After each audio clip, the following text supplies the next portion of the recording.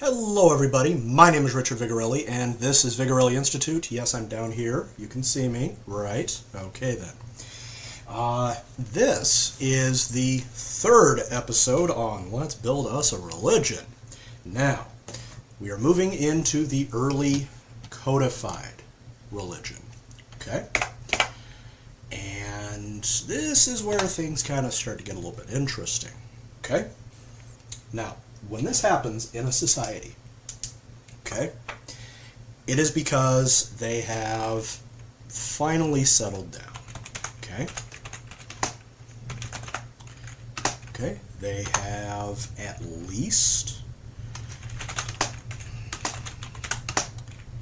very least, subsistence level farming, okay?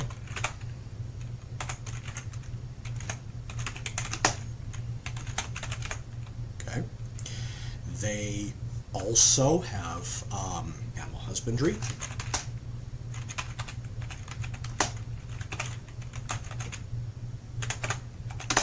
They do not necessarily have the wheel. Okay. We actually have several instances here in the Americas of, full-scale civilizations.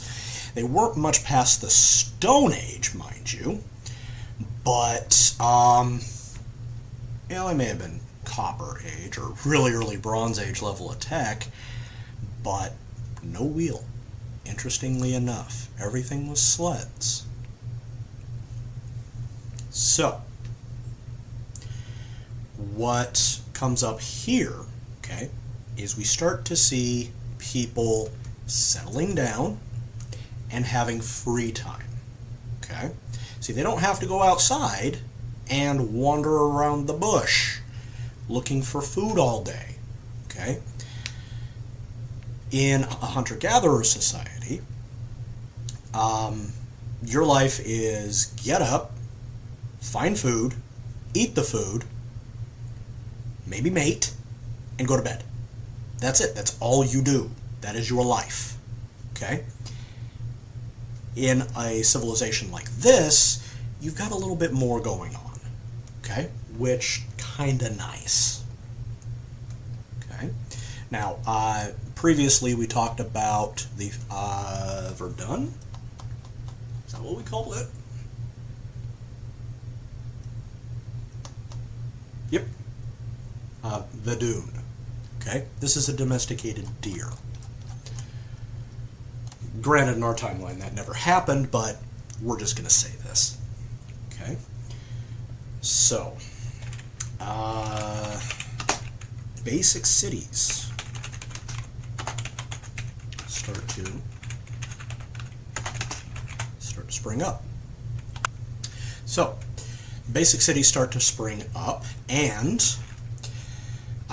writing,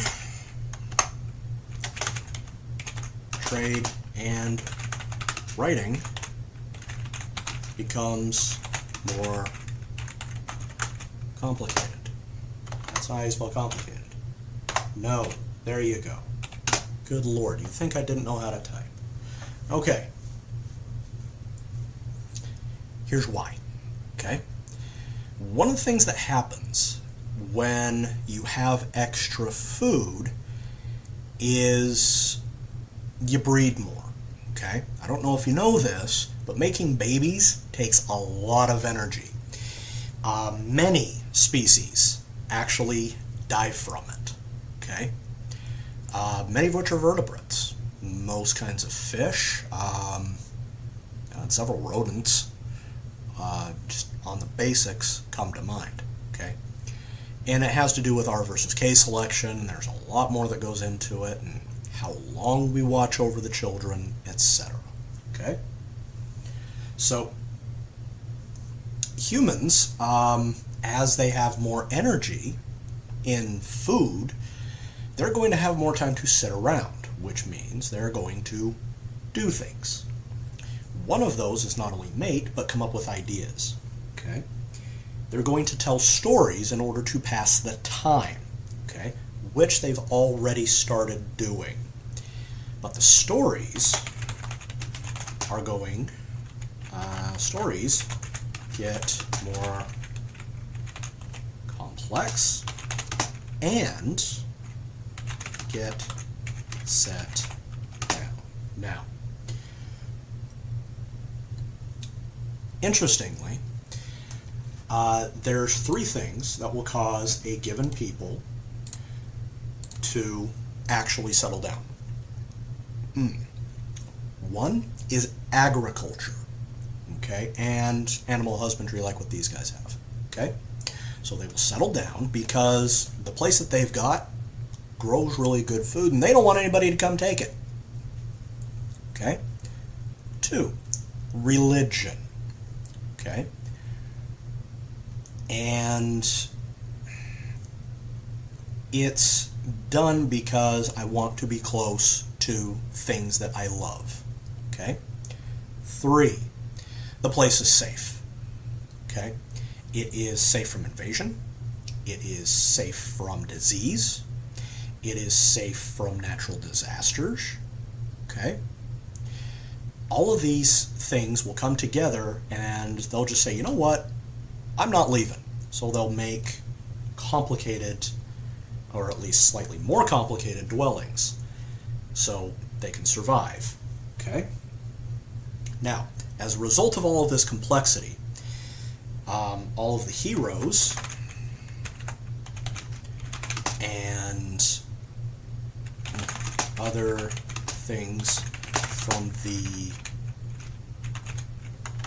old animistic religion will become more legendary. Okay? This is where deification comes in. Okay? They will become deified. Okay? Now, I took the liberty of writing this down. I actually wrote it yesterday. I had a little bit of free time. I know. And we go from there. Okay.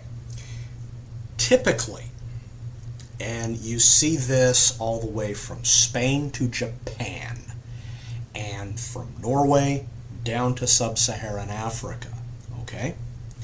There is a sky deity, and, go that way, and an earth deity, okay?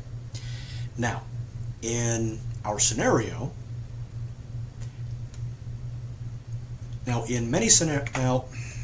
in Greece, sky plus earth, the sky is a man and the earth is a woman.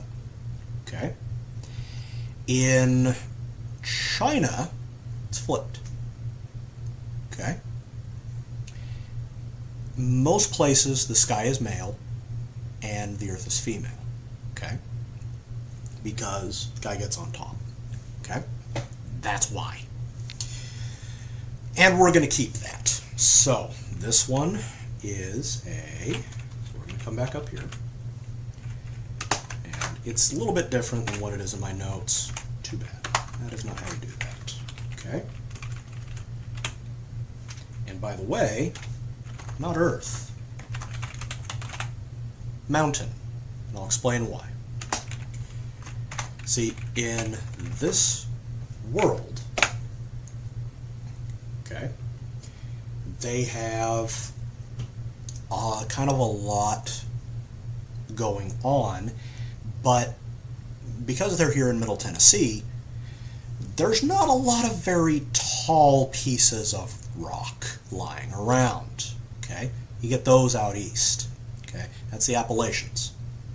They're not bad, and that's coming from somebody who grew up in the Rocky Mountains, okay? They're actually pretty good sized. They're old, okay? So I'm willing to bet in their travels, they would have traveled east and found the Appalachians and thought they were beautiful, very divine and lovely, okay? Now, I'm not going to name these, at least not right now. We'll see, okay? So, they have babies, okay? The first is the sun, okay, whom I am actually going to keep with tradition and make male, okay? And they're going to have the moon, okay, which again is female, okay. Then they're also going to have wind, which is male, and they are going to have river, which takes after mom and is a female, okay. And no, we're not doing any of those other ones. You can't make me, okay. So that's all that comes out of there, okay. Now you find in old deific religions, incest is a thing. Now, these would be considered primordial, so they would come out of the void, out of chaos itself. Okay, they would be essentially self-created. Sky and mountain are the progenitor of everything. Okay, including the sun and the moon. Okay, so from here, okay, sun and moon, okay, will be getting together, and they shall have, okay, the forest, the plants, okay, and the animals. Now, these, at this point, are not necessarily going to be deities. Okay?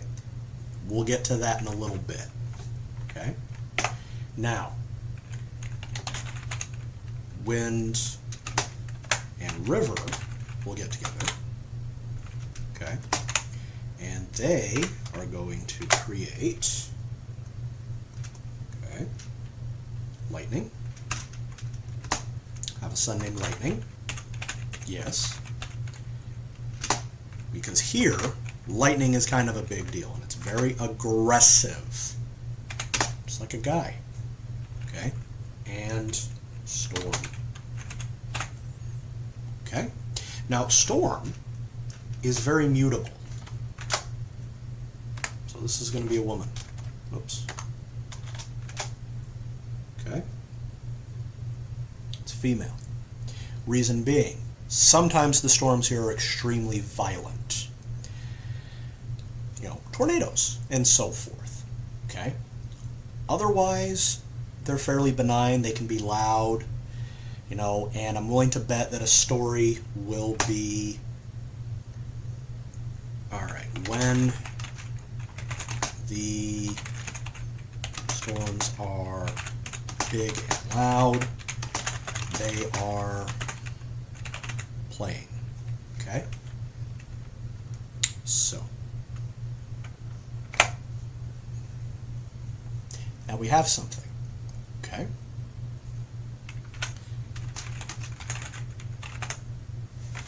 There's a T in fighting. Okay? That explains tornadoes. Okay? It explains the thunderstorms we get here. It explains the downpours, the persistence of it. Like, we'll get storms that will last all day here in Tennessee. And we'll get other storms in the middle of summer. They're called pop-up storms. And they just kind of cruise through, you know, and you know, maybe they're having a little bit of a disagreement, or maybe they're just out playing ball. Who knows? Okay? Now, the animals are 10 animal gods. Okay? So let's come up here. So now the 10 animals, okay, are going to get named. Okay?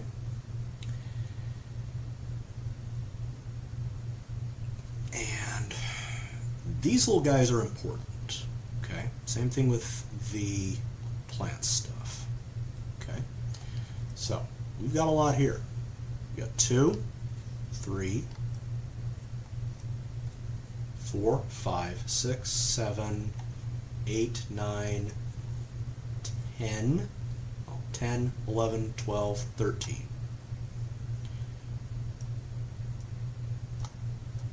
13 animals. A little bit more to it. Okay?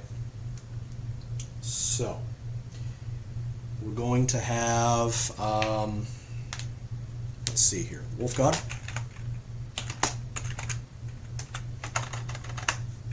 F. Okay. The cat god. Okay. The dear god. Oh dear god. Anyway.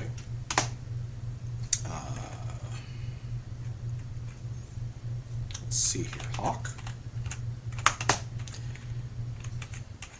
Crow. Okay, how many is that? We're at 5. Okay.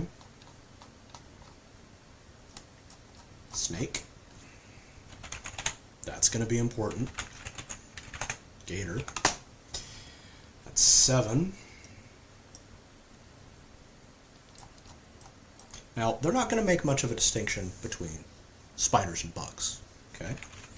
So we're going to say bug / spider. Okay? That's where these start to come together. Okay? Because they're going to notice that things with creepy jointed legs and hard bodies and all of that, they tend to bring disease. They either sting you, they bite you, or they're just there and bad stuff happens. Okay? So that gives me 1, 2, 3, 4, 5, 6, 7, 8. 2 more to go. Okay? And I can change stuff. Okay? And we're going to link all these. Okay? Critters. Okay? So this is your groundhogs, your squirrels, your rats, etc. Okay? And kind of got songbirds left, right? Okay. Go with, actually, fish. Okay. Why? Because it's important. Okay. We've got a fish. Because they're going to be extremely important to their way of life. Okay? So, what do we do with the songbirds? We'll go in here with critters. So, I'm going to make a little note here. Stop that. Okay. Rodents and songbirds. Okay? All the cute little things. They're mildly annoying, passively cute. Okay? So, from here, okay, we get the gods of society. Okay? So,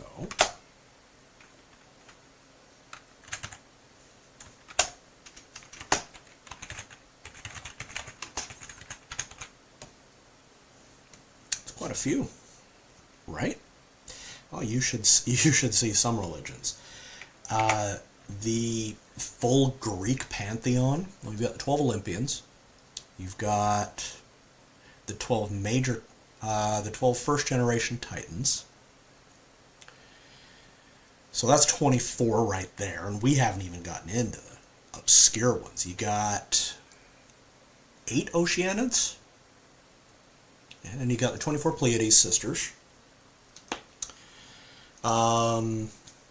You've got the 2 primordials. See where I'm going with this. Okay? There's a lot. The Hyksos, the guys that invaded Egypt, they had hundreds, if not thousands, of gods. And the Egyptians, kind of depends on when and where you're talking. The ones we know of commonly drop in a bucket. Those are just the famous ones. There's some that are basically the same god, different name, slightly different depiction. Like there's one war god, he's a lion, and he's basically Horus but a cat. Okay? So, not much of a difference here. Okay? So we got the society gods. Okay? So we're going to have, let's go this. Let's see here. Buildings. Farming. Okay.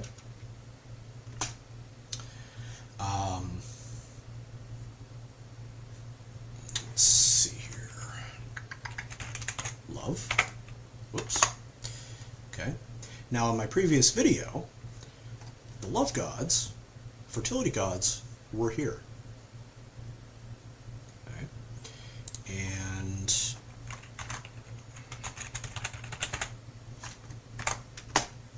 okay.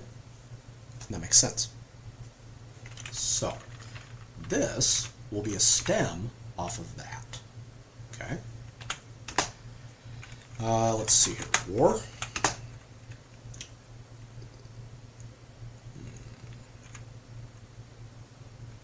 Let's see here. Crafts. Some other society stuff.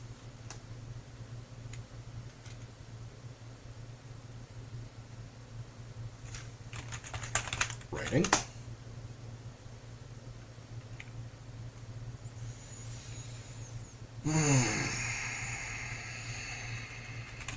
Law.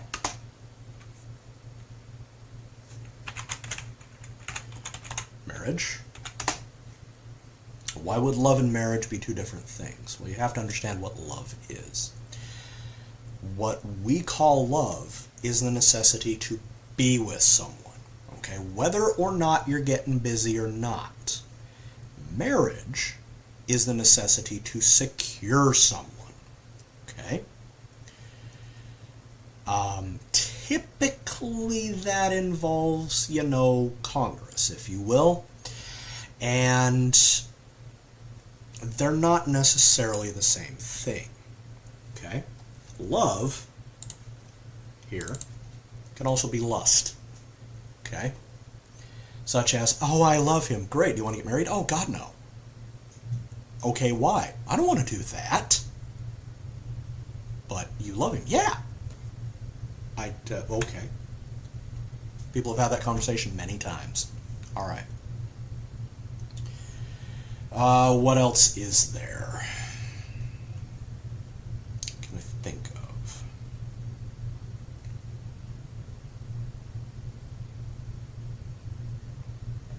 Okay. And then royalty. Because this society, like most societies, will eventually get a top man. Okay? Chances are it will be a male. Sorry, ladies. And they will be highly aggressive and able to take control of things. So, he's going to name himself as God. Not the first time this has happened. My ancestors did it. Your ancestors did it. Everybody's ancestors did it. It's called the God King. Okay? So common it's cliche. Alright? And you see it in usually late Stone Age to early Copper Age peoples, and it will often continue on into the end of the Bronze Age as the populace starts to gain more power. Then once you get through the Iron Age, it'll attempt to reassert itself, but he'll realize, no, they know I'm not a god. But if I say that God has appointed me, we're good. That's where we get divine right from. Okay? Happened in France. Happened in Great Britain. Happened in the papacy. Honestly, it happened all over the place. Okay? And the gods have chosen me to lead you. Don't worry about it, bro. Trust me. Alright, cool. So, we got a few. Now we get to have us some fun. Okay? So, this is definitely going to be male. But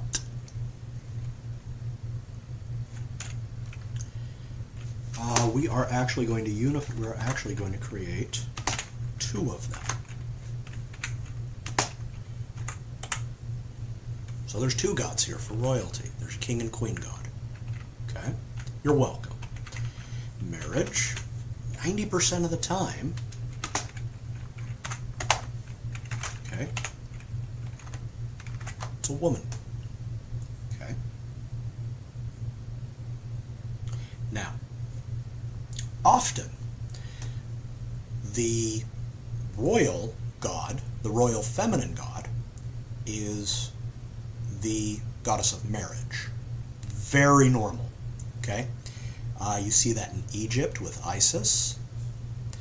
You see that in Greece with Hera. You see it in Rome with Juno. You see it in the Germanic pantheons with Frigg and her more mainland counterpart. You also see it in the Celtic religions. Okay? And you see it in the Slavs as well. It's a very Indo-European thing. Except the Egyptians aren't Indo-European. They're Semitic. Okay? You can see it in China. Okay? And in Japan. Now, she will often wed to male war god. But many instances of there being a female war god. Okay?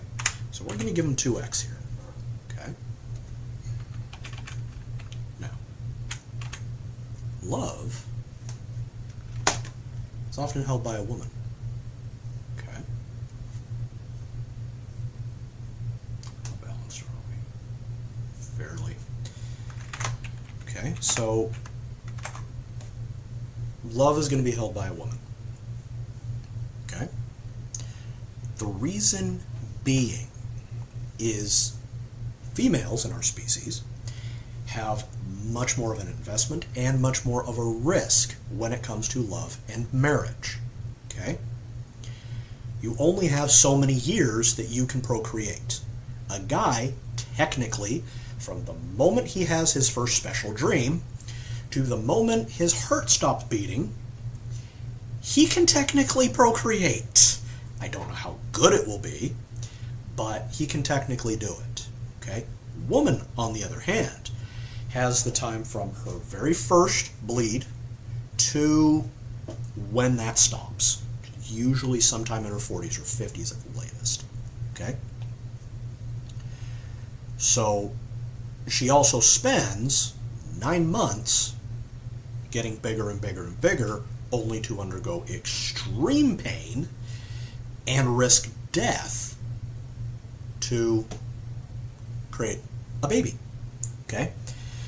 So you're going to want, so a love deity, 90% of the time as a result of that, in all religions that I've ever seen, is a woman. Okay? Every now and again, you will get a love god. They're actually pretty rare. Okay? And they will often come up over here or over here, either in writing or warfare. You see that in Mesopotamia. Okay? Now, farming, this one's interesting. Now, Mediterranean, farming is female. Okay? With the Norse, it's both. It's male and female. Okay? In Egypt, it's both. Okay? By the way, there is the god of love in Hinduism is a man. He rides a giant peacock. Who knew? Okay? So, I think with farming, it depends on who had the idea first. Okay? And I'm going to give this to the dudes. Okay?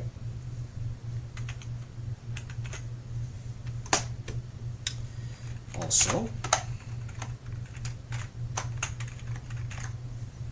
buildings is masculine, but crafting is feminine. Okay? And I'm willing to bet that these two will be together. Okay? So that leaves writing and law. What to do? Okay?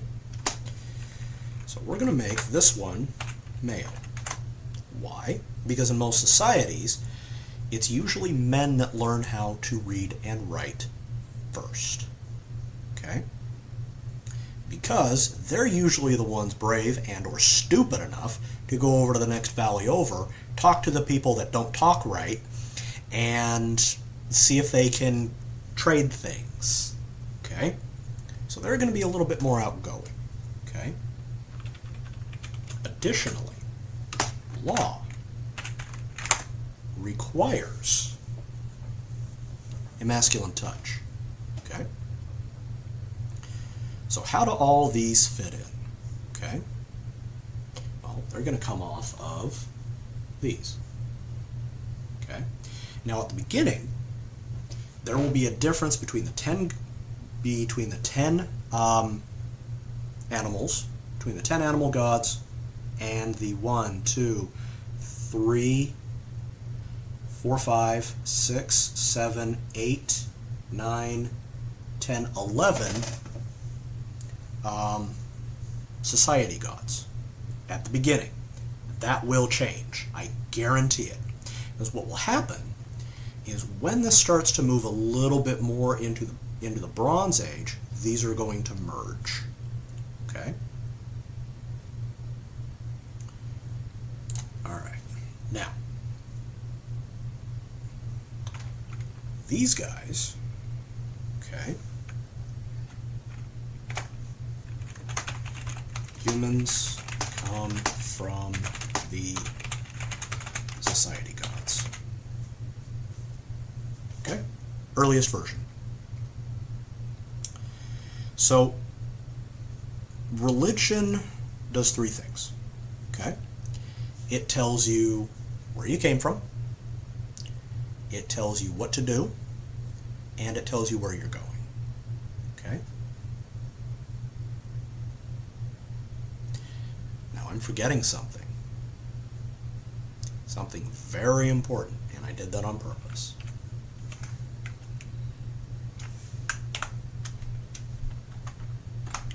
Okay? Death. Don't know if you noticed that. Okay? Now, in many, many religions, death is male. Many other religions, death is female. Okay? In Egypt, there is a death god. She's also love. It's Hathor. Okay? Hathor's job, she's known as the Lady of Duat. Duat is kind of the antechamber, I guess, if you will, to the afterlife. Basically, you wake up, you're in the middle of the desert, and you see a pretty lady. She's sitting under a tree. She's got honey wine and figs waiting for you. You walk in, you sit down with her, and she says, "Hello, welcome. By the way, you're dead. This is what you got to do. Okay, don't worry, you'll make it. Just be truthful, you'll be fine." Okay? Now, they got another god. Okay? It's male. He's got a jackal for a head. That's Anubis. He harvests the soul and guides you to Duat. Okay? You got another god.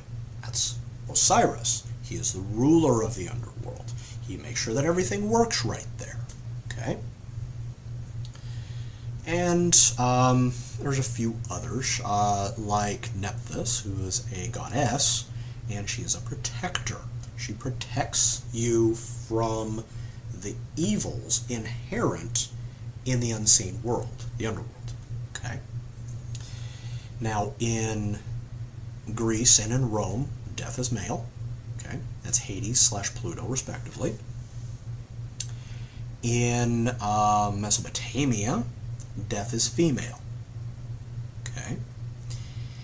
In the Norse, death is female.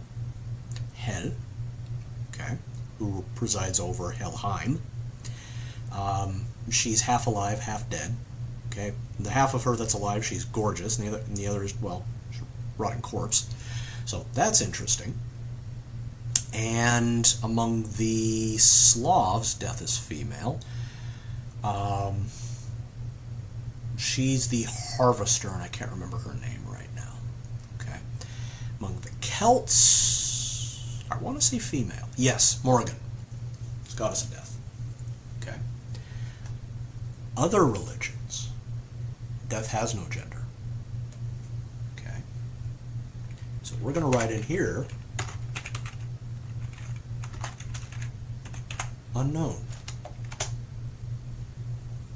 Don't know how it came in. It's just there. Could be a primordial. And this will foster within their culture and their society a really weird belief about death. It's the unknown one because we can't know it. Okay, we can't touch it. We can only see the effect. Okay. So this will generate fear. Okay. Worry. And disgust at things that cause death. Okay. There will be a belief that springs up at about this time that death is always there and might be a byproduct of the union between the sky and the mountain. Okay. So later on, we may see the progenitive pantheon here turn in, gain a fifth, known as death. Okay. Or because of the storms, we will see death become their child. It's a possibility. Tough to say. Okay? So, what will happen, okay, is the stories become more complicated. And deeper meanings and philosophies are explored and created. Okay? Because we have the time to do it. Now,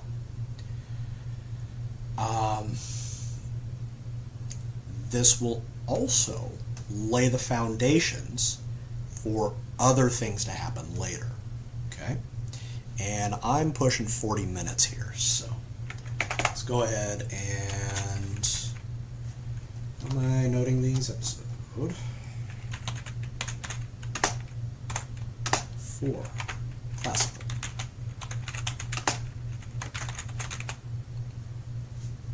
Okay.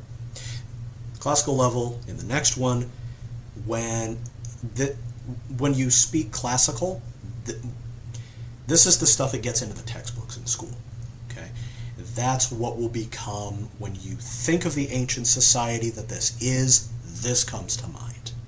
Okay, and we'll get there. So, thank you so much for getting through this part. I will be back later. I will be streaming, obviously, with more EU4. I just kicked the Portuguese out of Europe, and now they are exclusively in Africa and in the Pacific, and I'm thinking about going up against the French. I tried it once, got my butt kicked, and stopped. So we may have to take Africa before we take on the French. Okay, but we'll see. All right.